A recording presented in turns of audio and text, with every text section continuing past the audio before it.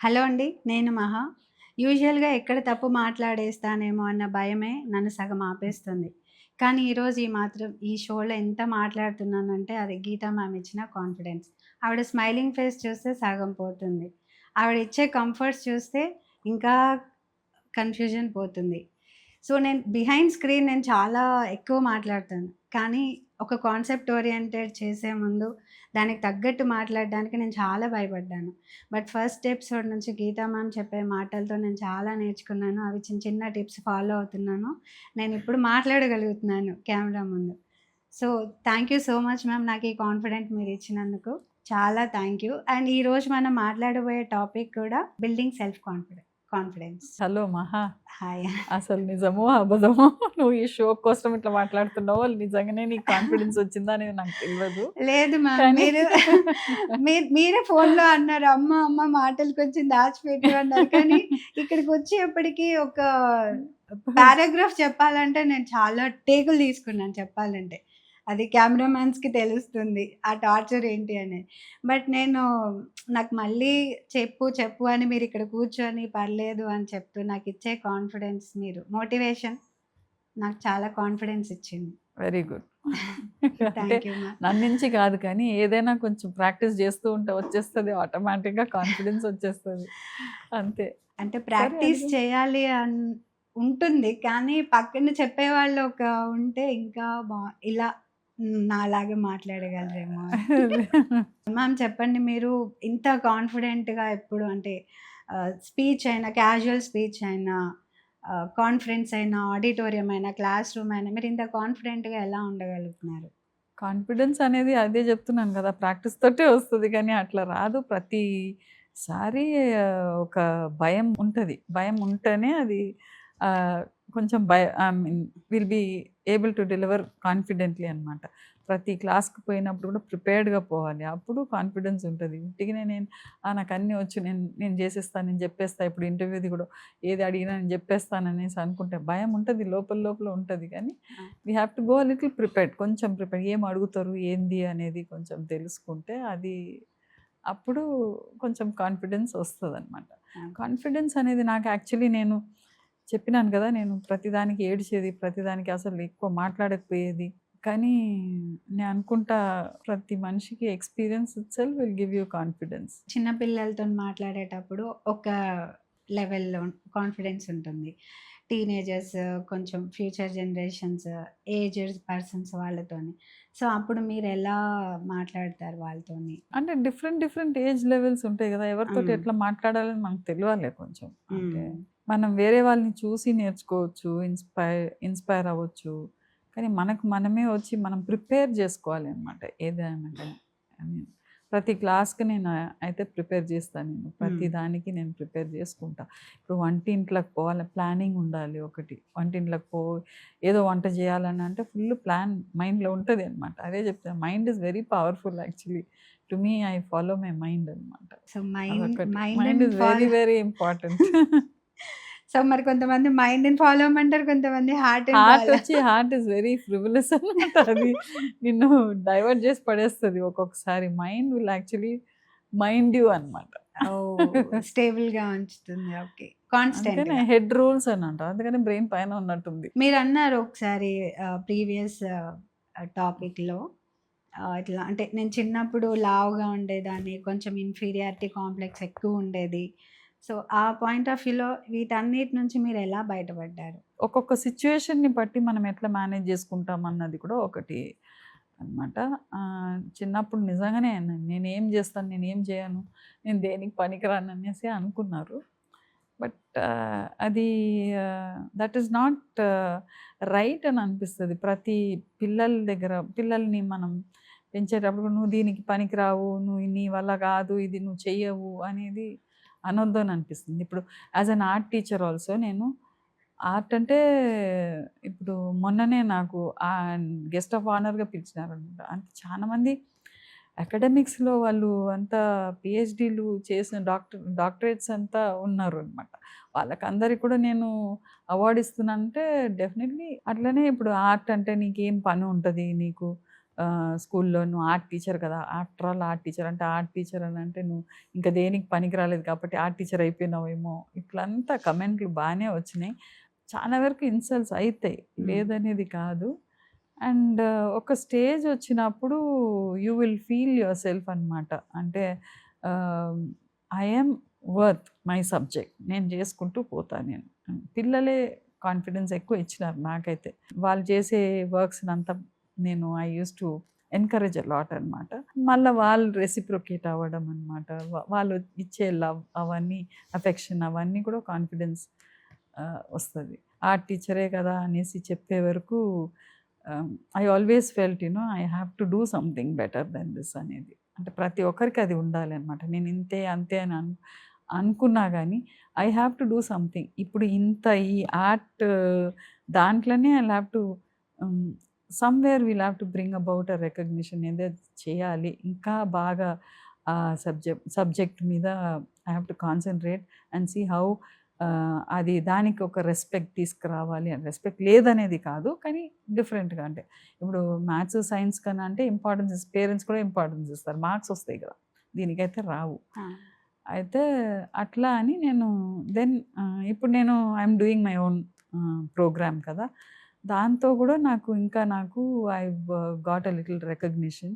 And ఇప్పుడు that is what, ఈ లెవెల్కు వేరే అకాడమిషియన్స్కు నేను అవార్డ్స్ నా చేతితోని వాళ్ళు ఇప్పిస్తున్నారని అంటే after all an art teacher, diploma in fine arts, that it self is an achievement అనమాట. అంటే that is how you build your confidence అనమాట. వాళ్ళు చెప్పినారు వీళ్ళు చెప్పినారు అనేసి మనం ఒక దగ్గర డిస్కరేజ్ అయిపోవద్దు. మిగతా సబ్జెక్ట్స్ అన్నిటికీ ఒక్కవరకు లిమిట్ ఉంటుంది మ్యామ్, బట్ ఆర్ట్ అనేది లిమిట్లెస్. సో మీరు ఆర్ట్ అంటే దాంట్లో కలర్ని బట్టి అంటే వాళ్ళు వేసే ఫిగర్ని బట్టి కలర్ అన్నీ చూస్ చేసుకొని దాని మీద కూడా వాళ్ళ సెల్ఫ్ కాన్ఫిడెన్స్ అనేది డిపెండ్ అయి ఉంటుంది. మరి అవన్నీ మీరు నేర్పిస్తున్నారు కదా మ్యామ్, ఆఫ్టర్ ఆల్ అని ఎందుకంటే సో మీకు ఎక్కడో పాయింట్ కొంచెం హర్ట్ అయ్యారు మీరు, ఎక్కడో ఇదైంది. ఆర్ట్ అంటే చిన్నది కాదు, అందరు ఒప్పుకుంటారు, బయట చెప్పొచ్చు కానీ బట్ అంటే ఒక దగ్గర ఉన్నప్పుడు అంత మిగతా టీచర్స్ తోటి ఉన్నప్పుడు ఆ ట్రీట్మెంట్ తెలిసిపోతుంది. ఆ టీచరే కదా ఆఫ్టర్ ఆల్, ఆ టీచరే కదా అనేసి అనుకుంటారు. కొంతమంది ఒక ఏదైనా విషయం గురించి మాట్లాడేటప్పుడు అది రాంగ్ అన్నా కూడా వాళ్ళు చాలా ఫాస్ట్గా కాన్ఫిడెంట్గా మాట్లాడేస్తూ ఉంటారు. ఇంకొంతమంది ఏమో అది కరెక్ట్ అయినా కూడా తడబడుతూ అలా గ్యాప్స్ ఇస్తూ చెప్తుంటారు. ఇలాంటి పరిస్థితులు జెనెటిక్స్ వల్ల వస్తాయా, లేకపోతే అసలు కారణం ఏంటి? అంటే అది కంపారిజన్స్ తోటి వస్తాయి, తర్వాత పక్కన వాళ్ళు వాళ్ళు జడ్జ్మెంట్స్ తోటి వస్తాయి అన్నమాట. అంటే ప్రతిదానికి మనం పట్టించుకుంటే ఇంకా మళ్ళీ we'll definitely lose our confidence. కొంతమంది అంటారు, ఏంది ఇది ఇట్లా చేసినావు, ఇది బాగలేదు, అది బాగలేదు, నీకు నచ్చితే నువ్వు చేసుకుంటూ పో, అంతేగాని అది వేరే వాళ్ళ మాట వింటే మాత్రం you will lose your confidence, అంతే. మన యాక్ట్రెస్లలో కూడా యాక్టర్స్, హీరోస్ అందరు కూడా చాలా వరకు ఇంట్రోవర్ట్ ఉంటారు. బట్ కెమెరా ఆన్ చేయగానే ఫుల్ ఇట్లా బ్రైట్ అయిపోయి ఫుల్ చెలరైపోతారు. సో దానికి ట్రిక్ ఏంటి? రెస్పాన్సిబిలిటీ ఒకటి ఉంటుంది కదా, అంటే నిన్ను చూస్ చేసుకున్నారు ఆ క్యారెక్టర్కు, you have to go and do that character అనమాట. అంటే అది ఒక ఏదైనా కానీ, ఒక సినిమా కానీ, ఏదైనా ఇప్పుడు ఇంటర్వ్యూయే కానీ, it depends not only on you and me అనమాట. లైటింగ్ వాళ్ళు టైమింగ్ ఉంటుంది అనమాట, ఫినిష్ చేయాలి ఈ టైం వరకు అనేసి టైం సెట్ చేస్తాం మనం. And so many things are involve కదా, అందుకనే ఒక రెస్పాన్సిబిలిటీ అనేది ఫస్ట్ వస్తుంది అనమాట. సో నేను చేసేది కరెక్ట్గా చేయాలి, ఎందుకంటే అది నాది మాత్రం కాదు, చాలామంది ఇన్వాల్వ్ అయ్యి ఉన్నారు అన్న దాంతో గో అహెడ్, డెఫినెట్లీ అక్కడ కాన్ఫిడెన్స్ వస్తుంది. ఇప్పుడు నేను తరుణ్ కూడా అది, నువ్వు చేసే పని నీది మాత్రం కాదు, చాలామంది ఎఫెక్ట్ అవుతారు. బికాజ్ నువ్వు తీసుకునే డిసిషన్స్ వచ్చి కొంచెం వరకైనా you have to see who all will get affected అన్నది, అది వెరీ వెరీ ఇంపార్టెంట్. అది సో నవేడేస్ మనకి బాగా వ్యాలిడేషన్ అలవాటు అయిపోయింది. అంటే ప్రతి చిన్నదానికి కూడా పక్క వాళ్ళ ఒపీనియన్ మీద డిపెండ్ అయిపోతూ ఉంటాం. ఈ డ్రెస్ ఎలా ఉంది అన్న దగ్గర నుంచి స్టార్ట్ అయితే పెళ్లి చేసుకునే విషయంలో కూడా ఇతన్ని ఆర్ గర్ల్ ఆర్ బాయ్ ఇద్దరు సో పక్కన వాళ్ళ మీద డిపెండ్ అయిపోతూ ఉన్నారు. సో మనకి తగ్గట్టుగా మనమే డెసిషన్స్ తీసుకోవడం ఎలా? ఇప్పుడు ఈ ఇంటర్వ్యూకే you will find lot of comments అనమాట. అన్నీ పట్టించుకొని కూర్చొని ఉంటే యూ కెనాట్ గో అహెడ్. అవును. అది. Yes ma'am. అట్లనే లైఫ్‌లో కూడా వాళ్ళ మాట, వీళ్ళ మాట విని అంటే నీకేది కావాలో నువ్వు చేసుకోవాలే కానీ అది కష్టం అది. ఆహ్, ఇప్పుడు కాన్ఫిడెన్స్ లెవెల్ అన్నది అటైర్‌లో కూడా వస్తది. ఇప్పుడు నాకు I am not confident in అవును. దిస్ ఈరోజు కలర్. ఫుల్ బ్రైట్ ఉన్నారు ఇవాళ మ్యామ్. నాకు ఈ కలర్ ఇది నాకు కాన్ఫిడెన్సే లేదు నాకు. ఎందుకంటే ఒకదానికి నాకు I had to be like this. I had to go like this. Environment మనం చేసే పనిని బట్టి ఉంటది కానీ ఉట్టిగనే బయట వాళ్ళు చెప్పినారు, వీళ్ళు చెప్పినారు అని మాట వింటే మాత్రం విల్ నెవర్ గెట్ కాన్ఫిడెన్స్. పిల్లల్ని కాన్ఫిడెంట్ అడల్ట్స్‌గా మార్చడానికి స్కూల్స్‌లో, ఇంట్లో ఎలాంటి అట్మాస్ఫియర్ ఉండాలంటారు? It's such a difficult art అది. అప్బ్రింగింగ్ అన్నది వెరీ సెన్సిటివ్ ఆల్సో. ఎందుకంటే పిల్లలు ఇప్పుడు ఇంకా ఇప్పుడు ఇవాళ రేపు పిల్లలైతే వాళ్ళని తిట్టొద్దు, కొట్టొద్దు, ఒక మాట అనొద్దు. దే గెట్ హర్ట్ అనమాట. సో మనం వాళ్ళని చాలా జాగ్రత్తగా చేయాలి. అండ్ పేరెంటింగ్ కానీ, టీచింగ్ కానీ ఈజ్ డిఫికల్ట్. అయితే ఇప్పుడు వాడికి సరిగా రాలేదని అంటే, అంటే వానిది మేబీ తర్వాత రావచ్చు. ఏమైతారు, ఎట్లయితారు, ఎట్లా పెరుగుతారనేది మన చేతిలో లేదు. We can't decide. వీళ్ళింతే, వీళ్ళు ఇట్లనే చేస్తారు, వీళ్ళింతే అనేది మనం డిసైడ్ చేయొద్దు. కొంతమంది వచ్చి నేను ఎట్లైనా చేసి చూపెడతాను చూడు అనేసి అది ఆ కాన్ఫిడెన్స్ లెవెల్ పెంచుకుంటారు. కొంతమంది వచ్చి they will probably sink into it అనమాట. నన్ను ఇట్లా చెప్పినారు, ఇట్లనే నేనింతే అనేసి హ్మ్. వాళ్ళు మేబీ స్ట్రెస్ లెవెల్స్ అంతా ఎక్కువైపోతదనమాట. అవును. So we have to be very careful about judging people also, telling them also. Especially పిల్లలది మాత్రం మనం కథలు చెప్పుకుంటూ వేరే రకంగా వాళ్ళని బయట తీసుకొని పోయి, వాళ్ళని కొంచెం చాలా జాగ్రత్తగా వాళ్ళకి చెప్పి మనం కాన్ఫిడెన్స్ లెవెల్‌ని పెంచాలి. కొంతమంది అద్దం ముందు ప్రాక్టీస్ చేస్తూ ఉంటారు. ఎక్కడికైనా ఇప్పుడు ఇందాక మీరు స్పీచ్‌లు ఇవ్వడానికెళ్ళినప్పుడు ముందు ప్రాక్టీస్ చేయాలని. సో, అద్దం ముందు ప్రాక్టీస్ చేస్తారు. దానికి సంబంధించిన పుస్తకాలు చదువుతారు. అండ్ కాన్ఫిడెంట్ బిల్డ్ చేయడానికి పర్టిక్యులర్‌గా ఏమైనా వర్కౌట్ అయ్యేవి ఉన్నాయా? హోంవర్క్ చేయాలి. ప్రతి ఒక్కరు హోంవర్క్ చేయాల్సిందే అది. ప్రతి ఒక్కరు నేను ఒక టీచర్స్ కూడా అదే చెప్తాను. ప్రతి క్లాస్ లైట్‌గా తీసుకోవద్దు. టెక్స్ట్ బుక్ ఉంది కదా! మనం ఏదో చెప్పొచ్చు అనేది కాదు కానీ, ఇంకా కూడా కొంచెం ఇన్ఫర్మేషన్ కలెక్ట్ చేసుకొని ఎందుకంటే పిల్లలు ఎన్నో క్వెషన్స్ అడుగుతారు. ఔట్ ఆఫ్ ద బాక్స్ అడుగుతారు. Out of the textbook అడుగుతారు. We must be able to answer it కదా! అనేసి we have to prepare and go. Prepare చేసుకొని దేనికి పోయినా కానీ కాన్ఫిడెన్స్ లెవెల్ పెరుగుతది. ప్రిపరేషన్ లేకుండా పోతే మాత్రం కొంచెం అది ఆ భయం ఉంటది. కొంతమంది ఎనీ టాపిక్ ఏదైనా చాలా కాన్ఫిడెంట్‌గా చేస్తారు. వర్క్ అయినా ఏదైనా. బట్ కొంతమంది మాత్రం ఎగ్జాంపుల్ ఒక చెఫ్ అనుకోండి. వంట మాత్రం ఈజీగా చాలా ఫాస్ట్‌గా చేసేస్తారు. మళ్ళీ అదే అతనే ఒక 10 మందిలోకెళ్ళి మాట్లాడాలంటే మాత్రం సరిగ్గా మాట్లాడలేరు. లైక్ డ్రైవింగ్ చేయాలన్నా చేయలేరు. ఇట్లా అప్పుడు దాన్ని ఎలా డీల్ చేయొచ్చంటారు? అంటే ఆయన దాంట్లో ఆయన కాన్ఫిడెంట్‌గా చేస్తున్నాడు. అంతేగాని ఆయన అన్నీ చేయాలని అంటే కష్టం కదా! అన్నీ అంటే చెప్పాలి, చేయాలన్నది.